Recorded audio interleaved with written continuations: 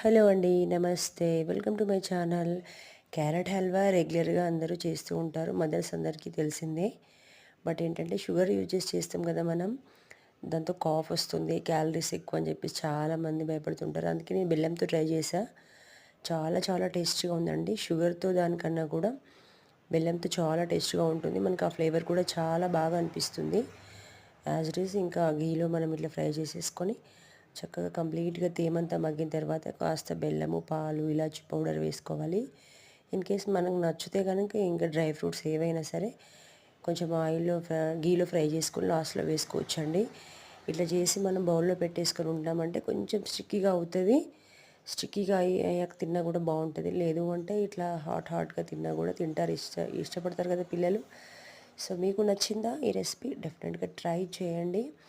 ఎలా వచ్చిందో నాకు కామెంట్ సెక్షన్‌లో చెప్పండి. Thank you watching my channel.